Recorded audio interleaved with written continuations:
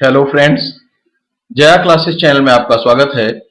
Jaya classes channel के माध्यम से इस वीडियो में आप मैथमेटिक्स से संबंधित कुछ क्वेश्चन सॉल्व करेंगे और मैथमेटिक्स से संबंधित ऐसे क्वेश्चन चुनकर लिए गए हैं जो आपके परीक्षाओं में पूछे जाते हैं या परीक्षाओं में कहीं ना कहीं पूछे गए हैं। तो ये सारे के सारे क्वेश्चन बहुत ही इंपॉर्टेंट हैं, आप ध्यान से देखें। चलिए, आज के वीडियो का इस पहला क्वेश्चन है, बहुपद 4x square minus 3x to the raise 5 plus 8x to the raise 6। आप इसको इस तरह भी पढ़ सकते हैं, बहुपद 4x की घात 2 ऋण 3x की घात 5 धन 8x की घात 6 की कोटि क्या होगी। देखिए, ये बहुत बढ़िया क्वेश्चन है और बहुत ही आसान क्वेश्चन है, लेकिन आपके यूपी टेट और सुपर टेट या कुछ अन्य परीक्षाओं में भी कई बार पूछा गया है इस तरह का प्रश्न। तो चलिए हम देखते हैं कि अगर कोटि पूछा जाए तो आपको करना क्या है। आपको बस क्वेश्चन देखकर ही बता देना है। क्वेश्चन में आप देखेंगे जो सबसे बड़ी घात हो, इसमें घात सबसे बड़ी क्या है। देखिए, पहले वाले पद में जो घात दिया गया है वो है x की घात 2 कहा जा रहा है। तो यहां घात कितनी है 2 और यहां x की घात कितनी है 5 और इसमें x की घात तीसरे पद में है 6। तो सबसे बड़ी घात क्या है इस बहुपद में। जो सबसे बड़ी घात है, सबसे बड़ी घात वो क्या है, वो है 6। और यही 6 जो है इस बहुपद का क्या हो जाएगा, हो जाएगा कोटि बराबर 6। समझ में आ गया होगा। बहुत ही आसान है, इसमें ज्यादा कुछ समझने की जरूरत नहीं है, बस इतना ही समझना है जो मैंने आपको बताया। चलिए आगे बढ़ते हैं अगले क्वेश्चन की ओर। क्वेश्चन नंबर 2, यदि x का मान y से 25% कम हो तो y का मान x से कितने प्रतिशत अधिक है। ये अपने आप में बहुत ही इंपॉर्टेंट क्वेश्चन है और इस तरह का क्वेश्चन आपके परीक्षा में अक्सर पूछा जाता है, जहां पर कभी कभी क्वेश्चन इस तरह से भी आता है कि यदि चाय की कीमत में 20% की वृद्धि हो गई तो खपत में कितने प्रतिशत की कमी की जाए या कितने प्रतिशत की खपत में कटौती की जाए। तो एक तरफ वृद्धि और दूसरी तरफ कमी, या एक तरफ कमी तो दूसरी तरफ वृद्धि। इस तरह का क्वेश्चन आपको जब मिलता है तो ये बहुत ही आसान है, लेकिन देखने में थोड़ा कठिन होता है। आसान ऐसे है कि मैंने आपको इसको लगभग वीडियो में समझाया है और ये अक्सर परीक्षाओं में आता भी है। इसका एक फार्मूला आपको माइंड में रखना है। आपको फार्मूला ये रखना है कि चाहे आप इसको इस प्रकार से रखें, चाहे r अपॉन 100। अब ऊपर जरा देखें क्वेश्चन में, अगर पहले क्या किया गया है, कमी किया गया है। अगर कमी किया गया है तो और वृद्धि किया गया है तो दोनों बातों को आपको थोड़ा ध्यान रखना होगा। अगर कमी किया गया है तो कमी का मतलब ऋण आप कर दें और गुणा 100 और ये प्रतिशत, आप इस प्रकार प्रतिशत का साइन लगा देंगे। अब ध्यान देने की बात यह है कि अगर कमी किया गया है तब तो ठीक है, लेकिन अगर वृद्धि किया गया है, पहले ऐसा कुछ बता रहा है कि वृद्धि किया गया है, तो ऐसी दशा में आप क्या करेंगे, ऐसी दशा में आप इसको प्लस रखेंगे। क्या रखेंगे, प्लस। तो ये आपको ध्यान देना है और आपको ज्ञात क्या करना है, y का मान x से कितने प्रतिशत अधिक है। तो अभीष्ट प्रतिशत आप इसको लिख सकते हैं, जो आपको ज्ञात करना है। अभीष्ट प्रतिशत इज इक्वल टू, चलिए अब आगे हम देखते हैं, इसको सॉल्व करते हैं। यहां आप जरूरी नहीं कि r ही रखें, आप चाहें तो फार्मूले में अपनी सुविधानुसार a लिख सकते हैं या और भी कुछ b लिख सकते हैं या x लिख सकते हैं। फिलहाल मैंने जो आपको लिखा वो आप ये ध्यान दें। अब आप ध्यान देंगे कि 25% की कमी हुई थी, इस कारण से हमने नीचे माइनस किया है। अब हम r की जगह पर यही 25 रख देंगे और 100 प्लस नहीं सॉरी माइनस r मीन्स 25 की कमी हुई है, 25 माइनस में हो गया इंटू 100 और परसेंट। इसके बाद जो है हमें इसको सॉल्व कर लेना है। और सॉल्व करेंगे कैसे, बस कैलकुलेशन ही है, कुछ बचा नहीं है। आप 25 बटा 100 में से आप 25 घटाएंगे तो आएगा 75, 75 इंटू 100 और यही ब्रैकेट लगाकर आप लगा दें। 25 एकम 25 और 25 से इसको भाग दें, 25 3 75। अब क्या करेंगे, अब है 100 गुणा 1 तो 100 एकम 100 बटा 3।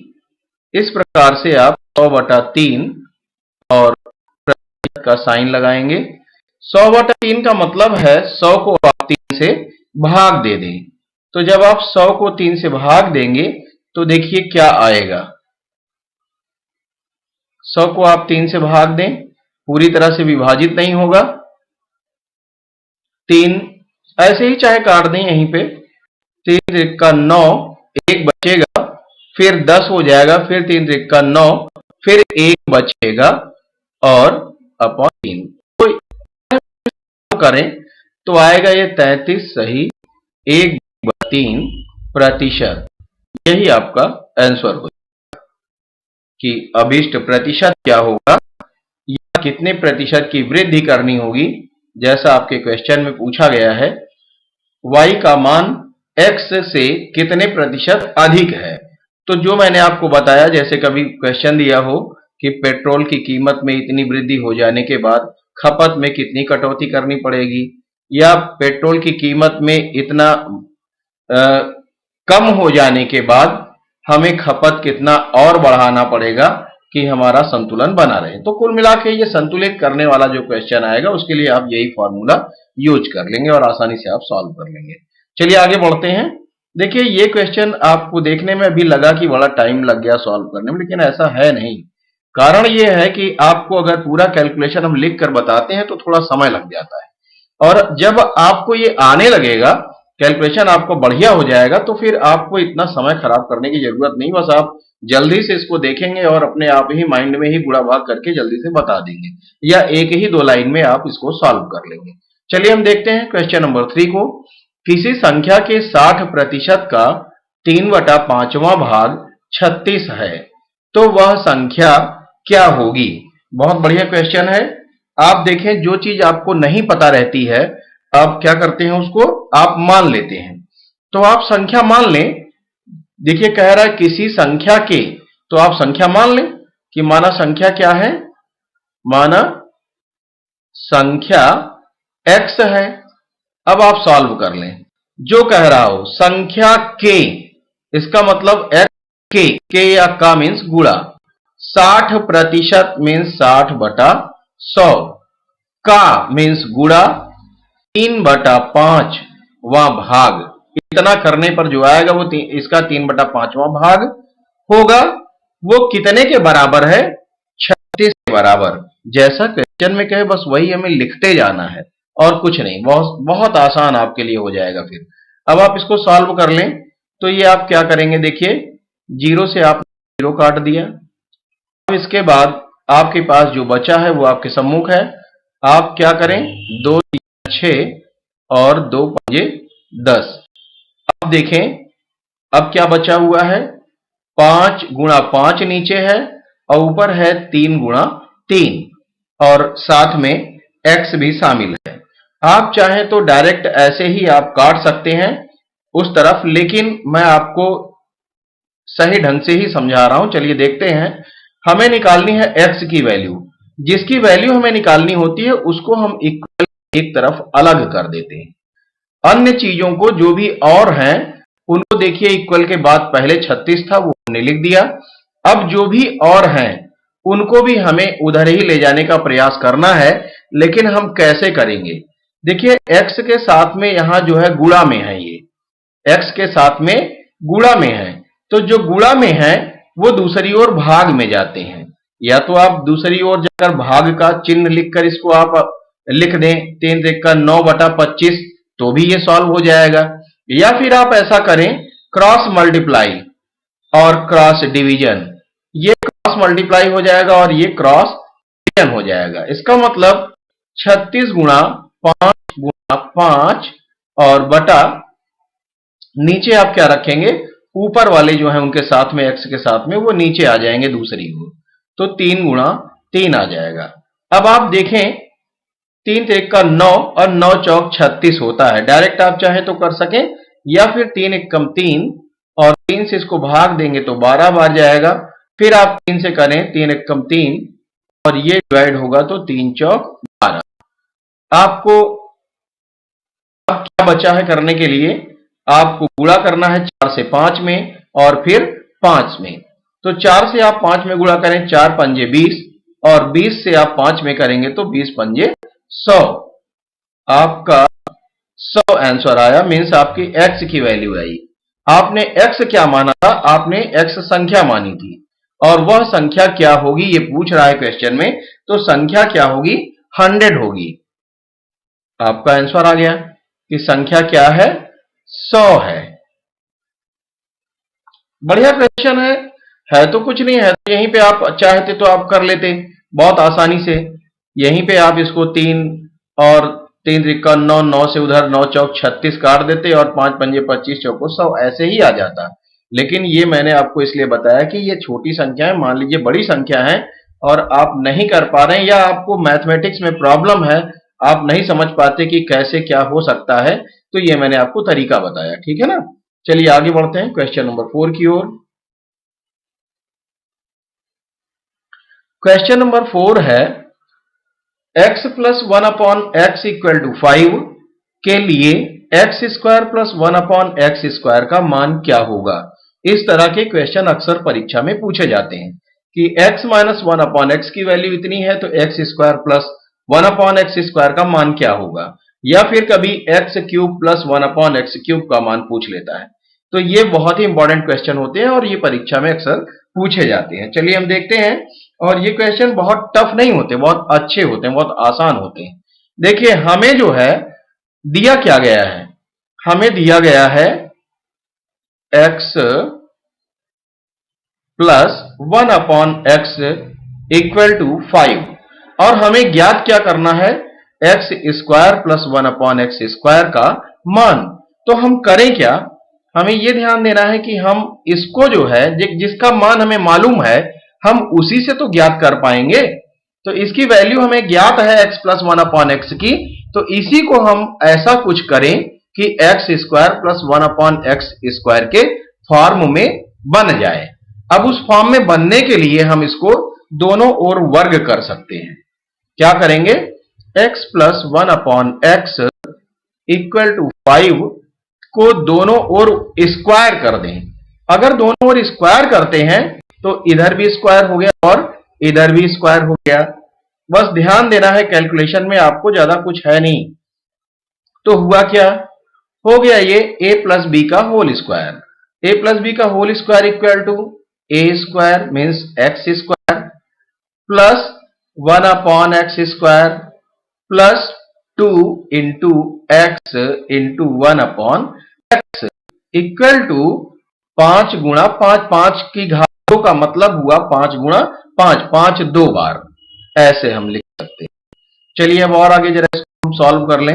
x से ये x कैंसिल हो जाएगा, विभाजित हो जाएगा, भागा जाएगा तो कट जाएगा। अब बचा क्या, बचा हमारे पास x square plus 1 upon x square plus 2 1 या 2, 2 1 कम 2 इक्वल टू 5 पंजे 25। जरा और इसको हम सॉल्व कर लें, x square plus 1 upon x square, यहां 25 है और इस प्लस 2 को जब पक्षांतर करेंगे उधर तो ये हो जाएगा -2, इसका मतलब आ जाएगा 23। और आप देखेंगे x plus 1 upon x, sorry x square है ये, x square plus 1 upon x square equal to value आ गई 23। और यही जो है हमसे पूछा गया है क्वेश्चन में कि एक्स स्क्वायर और प्लस 1 अपॉन एक्स स्क्वायर की वैल्यू क्या होगी, तो आपने ज्ञात करके बता दिया। कि एक्स स्क्वायर प्लस 1/x² की वैल्यू होगी 23। यही आपका आंसर हो जाएगा। आगे बढ़ते हैं क्वेश्चन नंबर 5 की ओर। क्वेश्चन नंबर 5 है, किसी आयताकार खेत का विकर्ण। देखिए ये भी बहुत बढ़िया क्वेश्चन है और इसको आप पहले सावधानी से पढ़कर अच्छे से समझिए।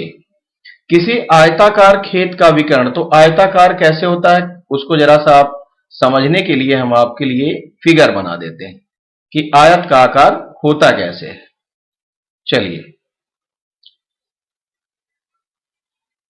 आयत का आकार इस प्रकार, अरे सॉरी, ये तो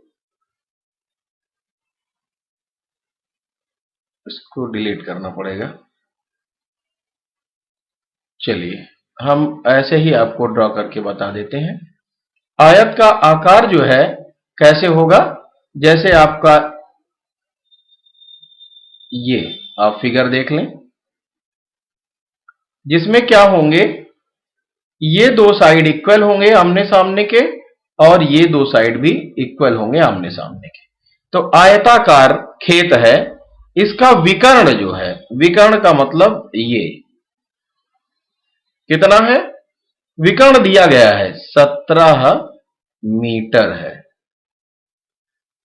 चलिए ध्यान दीजिए 17 मीटर। इसके बाद क्वेश्चन में क्या कहा गया है, इसके बाद आगे दिया गया है तथा परिमाप 46 मीटर है। ये फिगर बनाने की कोई जरूरत नहीं है, ये तो ऐसे ही आ जाएगा, लेकिन मैंने आपके समझाने के लिए फिगर आपको बना दिया है। चलिए अब देखते हैं, जो हमें दिया गया है किसी आयताकार खेत का विकर्ण दिया गया है और हमें लंबाई और चौड़ाई नहीं ज्ञात है, जबकि हमें क्या दिया गया है और परिमाप दिया गया है। तो परिमाप, और देखिए जरा परिमाप बराबर होता क्या है, फॉर्मूला परिमाप बराबर होता है 2 गुणा L प्लस बी, मीन्स लंबाई धन चौड़ाई। ये हो गया आपके आयत का परिमाप का फॉर्मूला।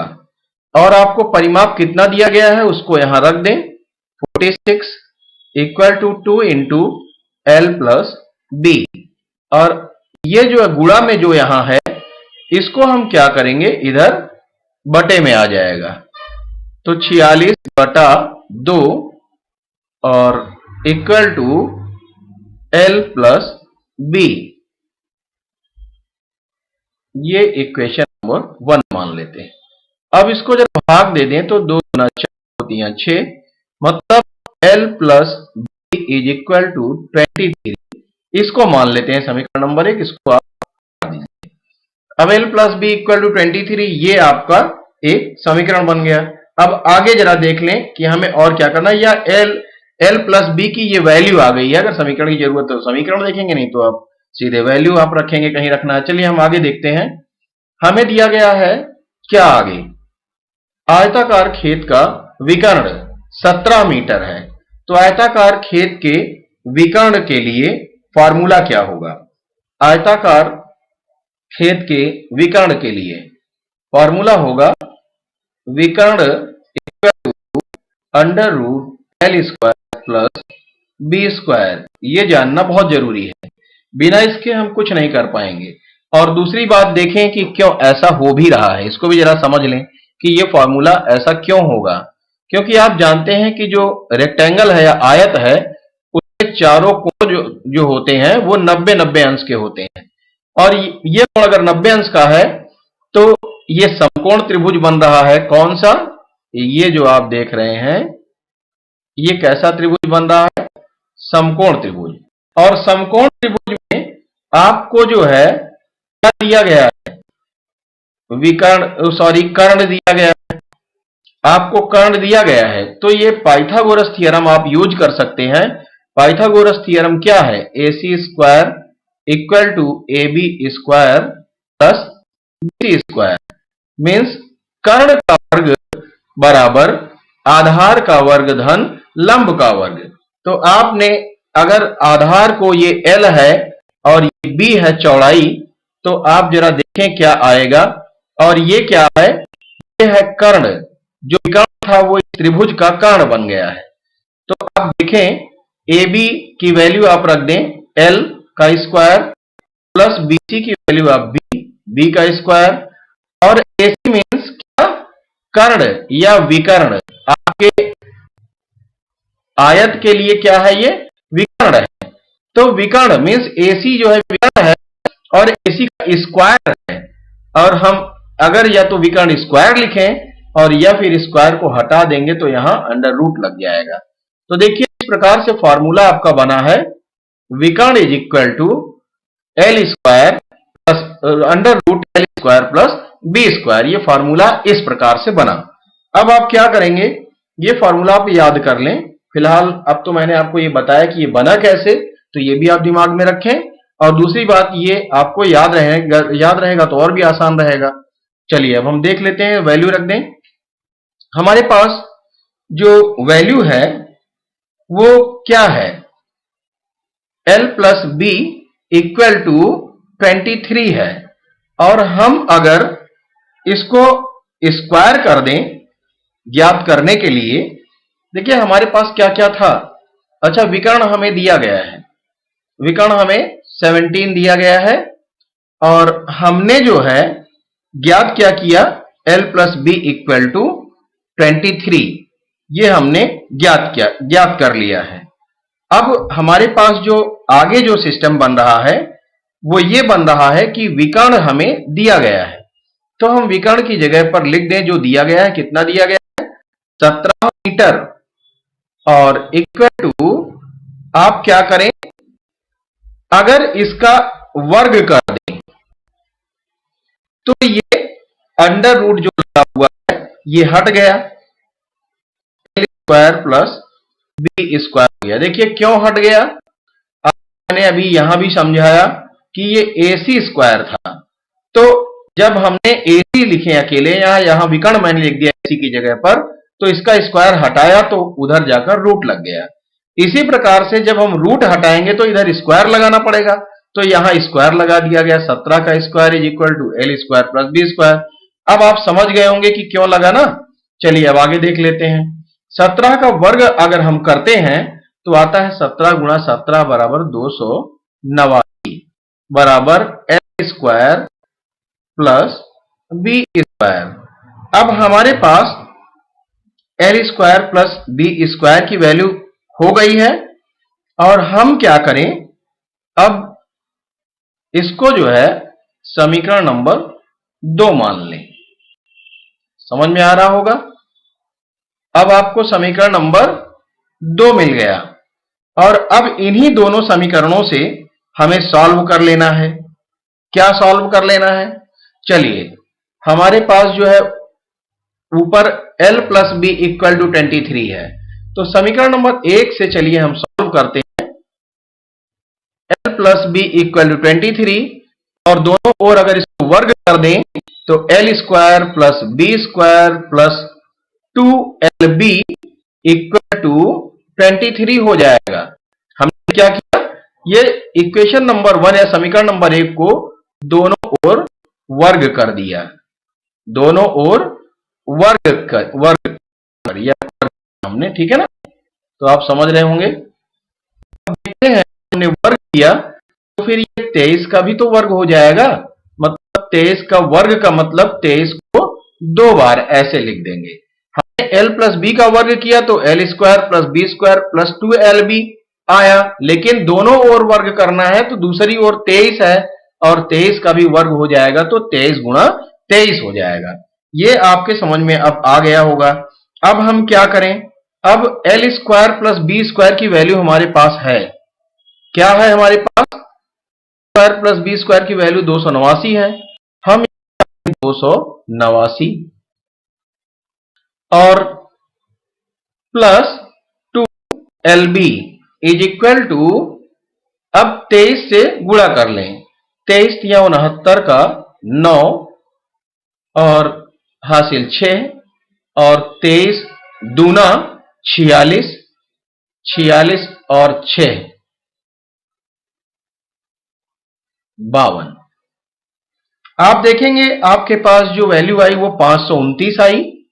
और अब आप क्या करेंगे, आपको किसकी वैल्यू निकालनी है, लंबाई और चौड़ाई की, तो जिनकी निकालनी होती है उनको हम क्या करते हैं, उनको एक तरफ अलग रख लेते हैं। तो 2LB, LB के साथ 2 भी है, उसको हमने अलग रख लिया। इधर है क्या, 529 है पहले से ही। अब ये जो है पॉजिटिव प्लस में है 289, इसको जब पक्षांतर करके हम दाहिनी ओर ले जाएंगे तो इसका साइन हमें चेंज करना पड़ेगा, ऋण में हो जाएगा 289। 2LB टू घटाएं, 9 में से 9 घटाएंगे तो 0, और 2 में से 8 घटेगा नहीं तो 12 में से 8 घटाएंगे तो 4, और आपका देखेंगे यहां 4 बचा है, 4 में से 2 घटाएंगे तो 2, 240। अब LB इक्वल टू 240 बटा 2, जो गुणा में रहता है वो डिवाइड में नीचे चला जाता है, इस हिसाब से 120 आ गया। LB का मतलब है L गुणा B, और L गुणा B का मतलब है क्या, हमसे क्वेश्चन में क्या पूछा गया है। अब हम जरा क्वेश्चन की ओर चलते हैं फिर से। देखिए क्वेश्चन में जो पूछा गया है आपसे, वो ये पूछा गया है कि इस खेत का क्षेत्रफल क्या होगा। तो खेत का क्षेत्रफल अगर हमें बताना है तो खेत कैसा है, आयताकार है, और आयत का क्षेत्रफल का फॉर्मूला होता है, आयत का क्षेत्रफल का जो फॉर्मूला होता है वो होता है लंबाई गुणा चौड़ाई, L B आप लिख सकते हैं, L गुणा B। तो लंबाई गुणा होता है और या L इंटू B होता है, और L इंटू B तो हमें प्राप्त हुआ है अभी कितना, 120, तो हमें 120 प्राप्त हो गया है मीटर स्क्वायर। ये जो है आपका क्या है, खेत का क्षेत्रफल। चूंकि खेत कैसा है, आयताकार है, तो खेत का क्षेत्रफल 120 मीटर स्क्वायर हो जाएगा। यही हमें ज्ञात करना था। समझ में आ गया होगा, बहुत बढ़िया क्वेश्चन है। चलिए हम आगे बढ़ते हैं, अगला क्वेश्चन देखते हैं। Question number 6। आगे जो क्वेश्चन दिया गया है क्वेश्चन नंबर 6 है, और क्वेश्चन नंबर 6 में है, यदि किसी वृत्त की परिधि एवं वर्ग के परिमाप बराबर हैं। अब यहां ध्यान देना है कि वृत्त की परिधि और वर्ग का परिमाप बराबर है, तो आपको ध्यान यह रखना है कि दोनों का फॉर्मूला आपको आना चाहिए। वृत्त की परिधि का जो फॉर्मूला होता है, क्या होता है, परिधि बराबर 2πr, और वर्ग का परिमाप क्या होता है, वर्ग का परिमाप बराबर 4 गुणा a, या a को हम यहां भुजा के तौर पर लिख रहे हैं, या 4 गुणा भुजा आप लिख सकते हैं, या आप इसको 4a लिख सकते हैं गुणा करके। तो ये हो गया। अब आप जरा ध्यान दें कि ये तो दो चीजें आपको क्लियर हो गई।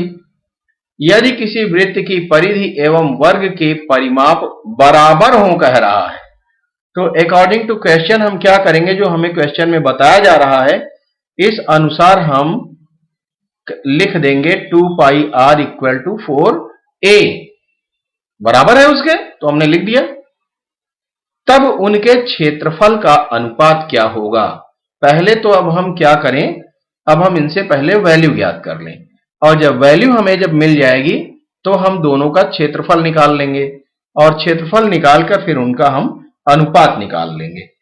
तो अब क्या करें, हम जैसा क्वेश्चन में कहा गया हमने वैसा ही कर लिया, और अब क्या करें, a की वैल्यू हम निकालें।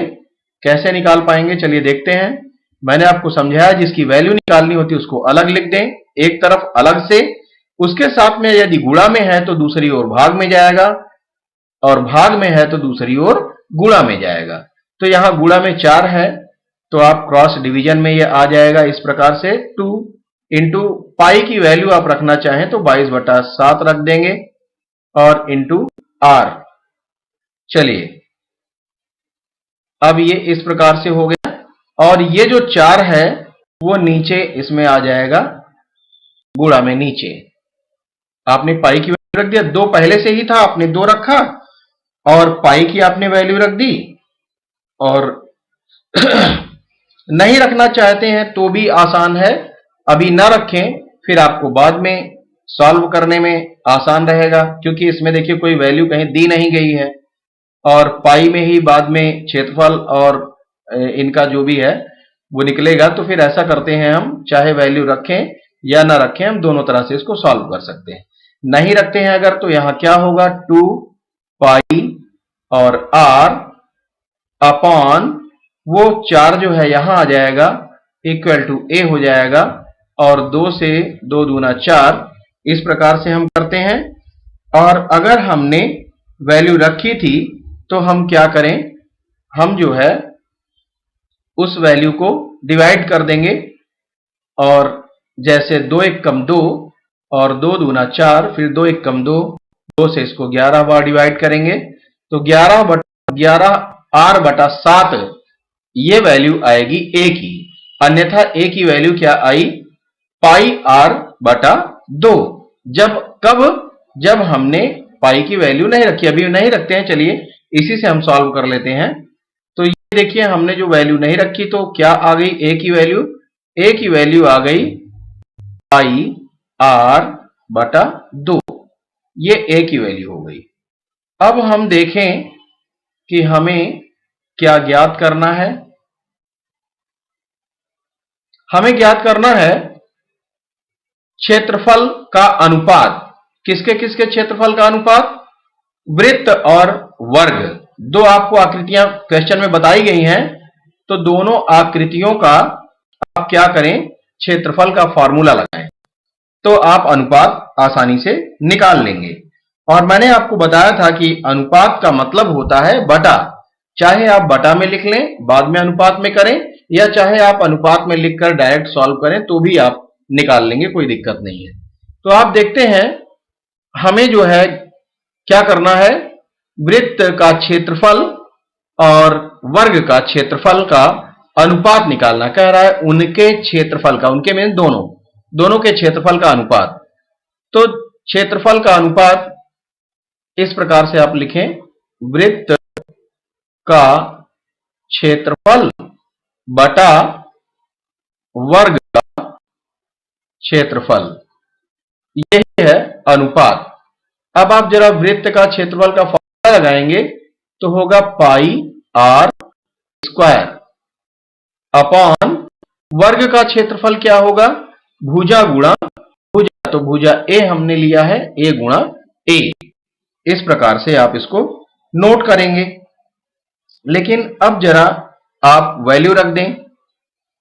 आप वैल्यू क्या रखेंगे, पाई r स्क्वायर जो दिया गया है वृत्त का क्षेत्रफल के फॉर्मूले के अकॉर्डिंग, वो तो आपने ऐसे ही लिख लिया, अपॉन a की वैल्यू आई, वो क्या आई, पाई r अपॉन 2, पाई r अपॉन 2। लेकिन यहां क्या है, a गुणा a, इसका मतलब यह है a स्क्वायर, तो 2 बार है तो आप घात 2 ऐसे लिख सकते हैं।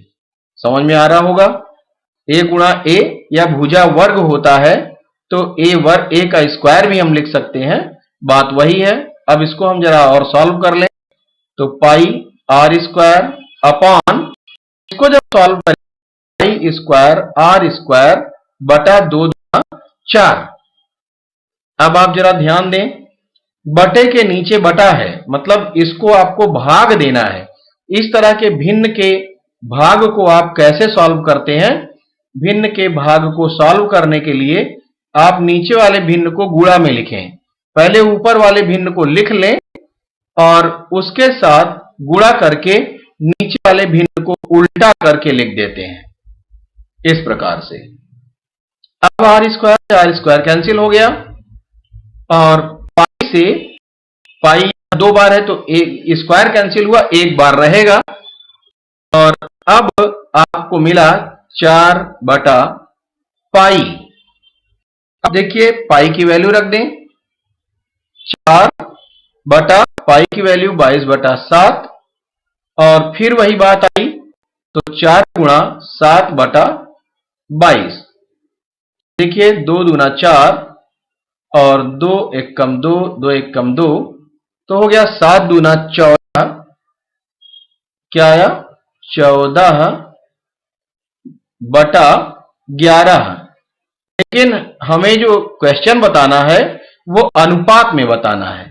तो मैंने आपको पहले ही बताया कि अनुपात का मतलब होता है बटा, या बटे का मतलब होता है अनुपात। तो बटे में है, इसको हम अनुपात में लिख सकते हैं। तो जो अनुपात हुआ दोनों के क्षेत्रफलों का वो हो गया 14:11। समझ में आ गया होगा। ये कैलकुलेशन थोड़ा सा करते करते लंबा हो जाता है, इसलिए आप घबराएं ना। जिनको आता है उनके लिए इतना कैलकुलेशन की जरूरत ही नहीं है, लेकिन जिनको नहीं आता उनके लिए जरूरत है। तो चलिए, क्या हो गया आपका आंसर 14:11। आगे बढ़ते हैं।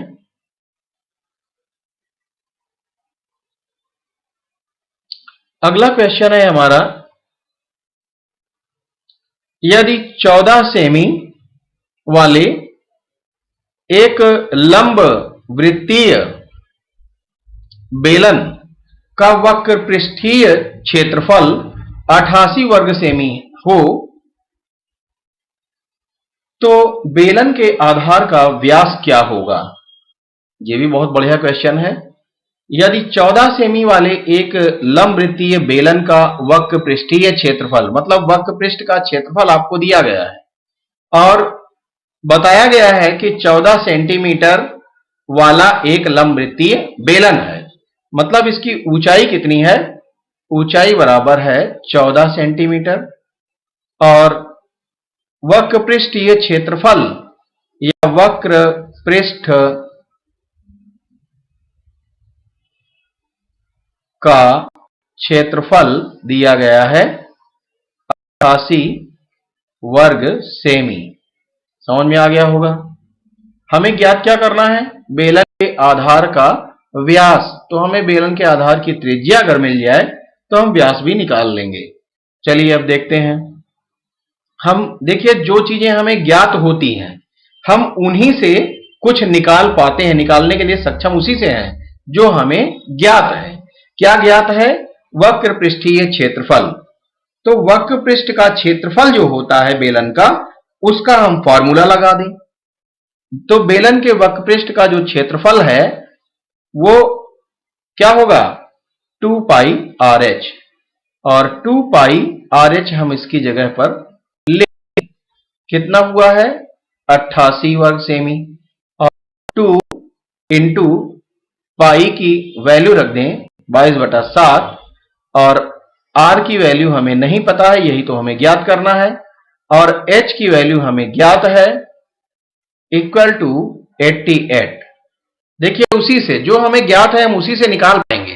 तो जो हमें ज्ञात था वक्र पृष्ठीय क्षेत्रफल, उसी में हमने काम शुरू कर दिया, उसी में हमने रखना शुरू कर दिया वैल्यू और सॉल्व करना शुरू कर दिया फॉर्मूला रख के। तो चलिए देखते हैं, अब इसको हमें सॉल्व करना है। तो सॉल्व कैसे कर लें?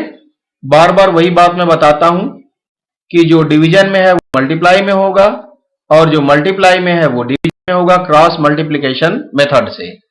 हमें R की वैल्यू ज्ञात करनी है। जिसकी वैल्यू ज्ञात करनी है उसको एक तरफ अलग छोड़ देते हैं, और ऊपर 88 इक्वल के बाद पहले से ही था उसको रखेंगे। जो नीचे हैं गुणा में, जो नीचे भाग में है वो ऊपर गुणा में जाएंगी, और जो ऊपर गुणा में है वो क्या होगा? नीचे भाग में आ जाएंगी। तो इस प्रकार से हम इसको नोट कर लेते हैं।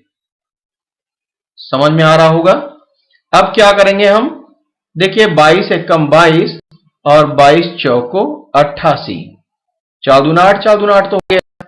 अब 2 एकम 2 और 2 दूना 4, फिर 2 एकम 2, 2 सत्ते 14, फिर 7 एकम 7 और 7 एकम 7, तो सब कट गया। आपके पास बचा क्या? 1 गुणा, देखिए आपके पास क्या बचा है? आपके पास बचा है ऊपर 1 और गुणा 1।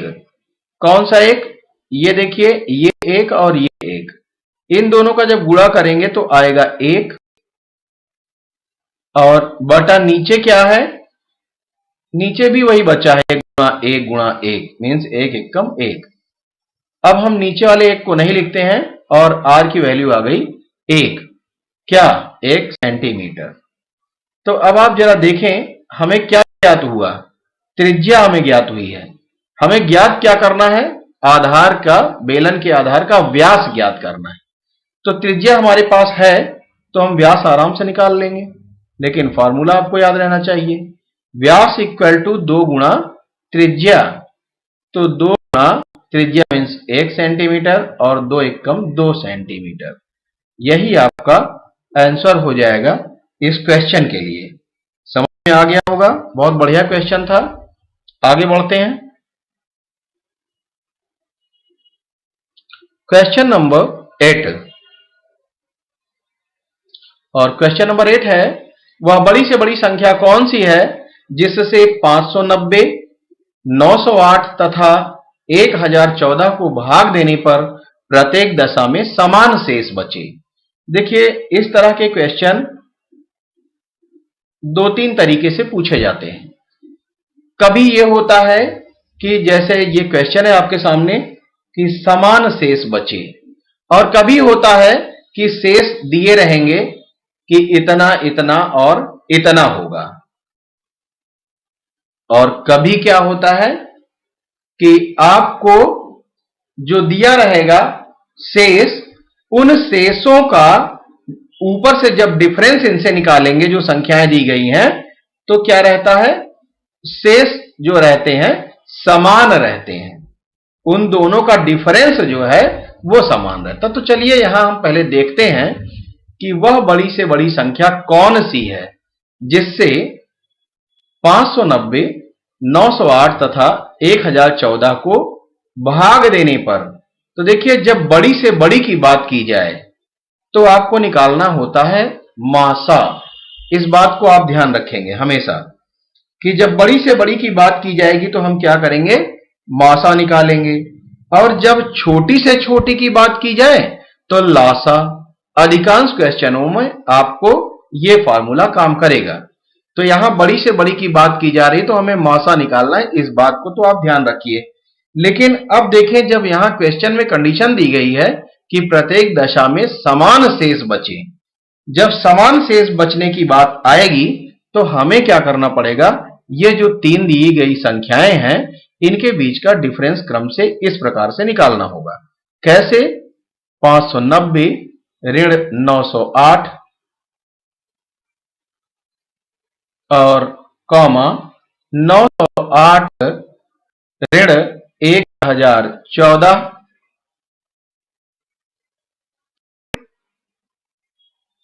1014 ऋण 590। ये साइकिल में इस प्रकार से चलेगा। ये है कि अब इसको हम डिफरेंस निकालना है, यहां माइनस में नहीं लिखना है बल्कि घटाकर क्या आएगा वो लिख लें। तो आप क्या करेंगे? 908 में से 590 को घटा दें, तो 8 में से 0 घटाएंगे तो 8, और एक 0 से 9 घटेगा नहीं तो एक उधार लेंगे या कैरी लें तो 10, 10 में से 9 घटाएंगे 1 बचेगा, बचा 8, 8 में से 5 घटाएंगे तो 3, ये आ जाएगा। उसके बाद फिर हम दूसरा वाला देख लें, इसके बीच क्या आएगा डिफरेंस? तो 1014 से 908 को घटाकर डिफरेंस निकाल लें। 4 में से 8 घटेगा नहीं तो हम क्या करेंगे? 14 में से 8 घटाएंगे तो आएगा 6, और फिर यहां हो जाएगा 0 और 10 हो जाएगा। 10 में से 0 में से 0 घटा देंगे तो 0 ही आ जाएगा, और यहां 10 है और 10 में से 9 घटाएंगे तो 1। इस प्रकार से 106 इसका डिफरेंस आएगा। और अगले वाले में हम क्या कर लेंगे?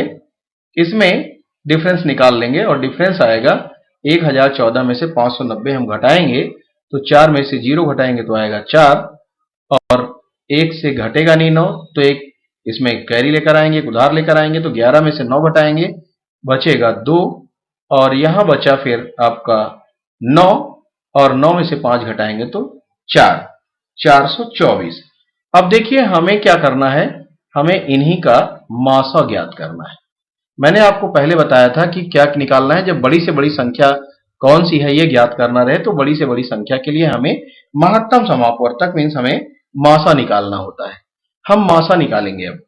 अब मासा निकालते हैं 2 तरीके से, चाहे आप भाग विधि से कर लें या गुणनखंड विधि से कर लें। तो चलिए हम देखते हैं मासा निकालते हैं किस प्रकार से। पहले हम एक छोटी एक बड़ी संख्या ले लेते हैं और उन्हीं से निकाल लेते हैं। वैसे तो मासा इसका 106 आएगा ही, सबसे छोटी संख्या आपको दिखाई देगी वही इसका मासा हो जाएगा, लेकिन फिर भी आप इसको करें क्या, 318 से आप 424 को डिवाइड, 318 एकम 318 और 14 में से 8 घटेगा तो 6 बचेगा, और 1 में से 1 घटाएंगे 0, 4 में से 3 घटेगा तो 1 बचेगा। अब फिर हम क्या करेंगे, 106 से 318 को भाग देंगे। 318 को भाग देंगे 106 से, तो देखिए 3 छंग 18 और 1 और 3 एकम 3, तो इस प्रकार से ये कंप्लीटली डिविजिबल हो गया। अब बचा क्या, 106, और 106 से 106 विभाजित हो जाएगा कंप्लीटली, तो जिससे देखिए चाहे आप करके देख लीजिए, 106 से 106 को हम भाग दे दें तो आएगा, एक बार में 106 विभाजित हो गया। तो देखिए जिससे हम भाग देते हैं, लास्ट में जो भाग देने वाली जो संख्या हमें मिलती है वही होता है मासा। लास्ट में हमें क्या मिल रहा है, 106, और यही हो गया आपका मासा। महत्तम समापवर्तक हुआ 106। तो हमें देखिए, मैंने आपको बताया था कि इसमें क्या ज्ञात करना है, आपको मासा ज्ञात करना है, और वो आपने ज्ञात किया। लेकिन जब समान शेष की बात आए तो इस तरह से हम पहले डिफरेंस निकाल लेंगे, और डिफरेंस निकाल कर उनका मासा निकालेंगे। जो मासा आएगा वही हमारा आंसर हो जाएगा इस क्वेश्चन के लिए। हमारा क्वेश्चन क्या था, हमारा क्वेश्चन था वह बड़ी से बड़ी संख्या कौन सी है जो जिससे 590, 908 तथा 1014 को भाग देने पर प्रत्येक दशा में समान शेष बचे। तो वो संख्या है 106, जिससे आप इन तीनों को भाग देंगे तो समान शेष बचेगा। आप करके देख भी सकते हैं, आंसर की जांच भी हो जाएगी और उत्तर समान ही आएगा। चलिए आगे बढ़ते हैं अगले क्वेश्चन की ओर। Question number 9। क्वेश्चन नंबर 9 है, वह बड़ी से बड़ी संख्या कौन सी है जो कि 729 और 901 को विभाजित करने पर शेष फल क्रमशः 9 और 5 बचे। तो देखिए यहां देखिए दूसरे तरह की कंडीशन है, क्वेश्चन वैसा ही है लेकिन कंडीशन दूसरी है। वह बड़ी से बड़ी संख्या कौन सी है, यह होगी जो कि 729 और 901 को विभाजित करने पर शेषफल 9 और 5 बचते हैं। तो आप ध्यान दें कि विभाजित करने पर ये शेष बचते हैं, तो इसका मतलब ये इसमें ज्यादा होंगे तभी तो शेष बच रहे हैं। और अगर ये ज्यादा हैं तो हम क्या करें, इनको घटा दें। जब हम घटा देंगे तो फिर शेष नहीं बचेंगे, यही तो होना चाहिए। फिर क्या होगा, शेष नहीं बचेगा। तो देखिए जिनको विभाजित किया जा रहा है बड़ी से बड़ी संख्या से, वो संख्याएं कौन कौन सी हैं जिनको विभाजित करना है, 729 को, और इसमें शेष क्या बच रहा है, 9। 9 को अगर हम घटा दें तो 720 संख्या हमें मिल रही है जो कंप्लीटली डिविजिबल होनी चाहिए। मतलब इसमें फिर अब शेष नहीं बचेगा, क्योंकि शेष का मतलब ज्यादा था वो हमने निकाल दिया, तो अब ज्यादा रह ही नहीं गया, अब तो पूरा पूरा विभाजित होना चाहिए। इसी तरह से दूसरी संख्या क्या है, 901 है, और इसमें शेष क्या बच रहा है, 5। इसका मतलब आप देखेंगे क्या आएगा, 896।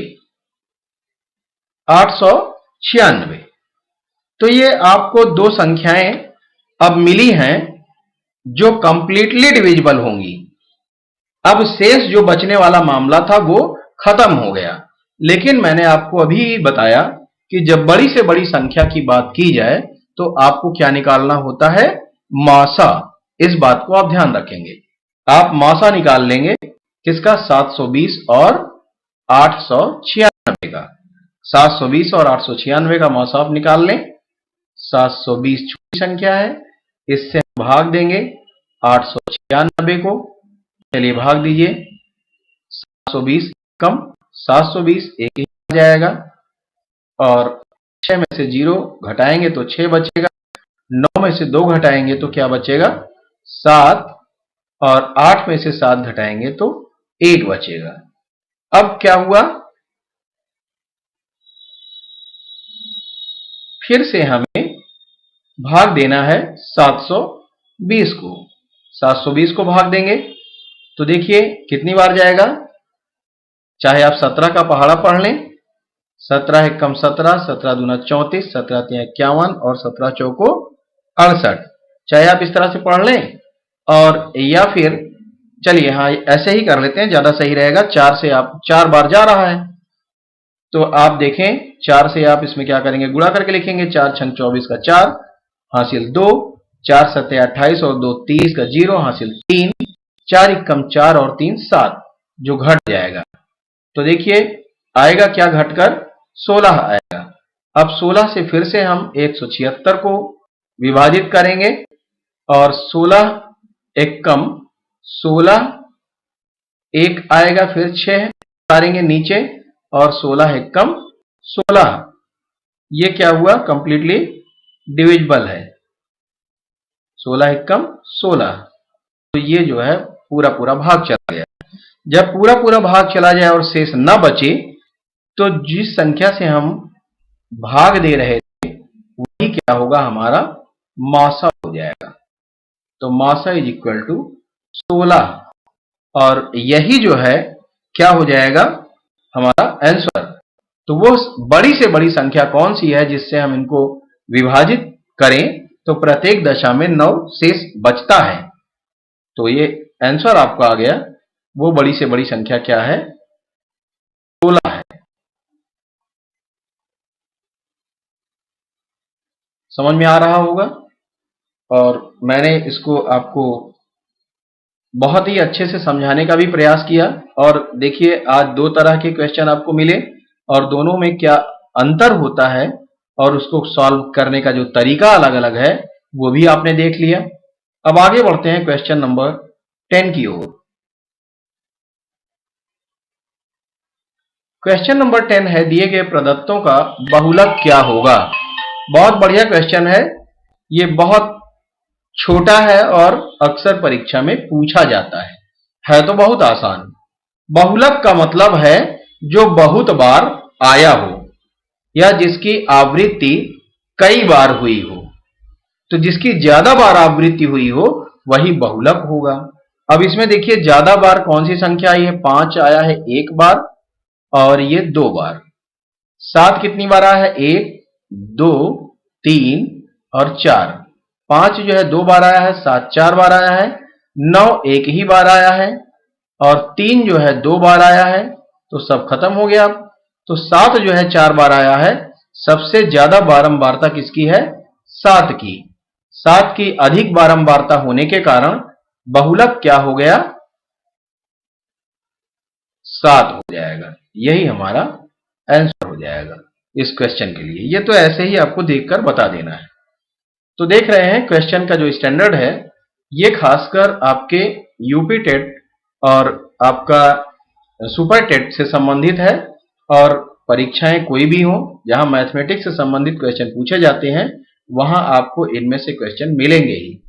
तो ये सभी परीक्षाओं के लिए है, आप ये समझकर पढ़ें। और आज के इस वीडियो में बस इतना ही। Thanks for watching.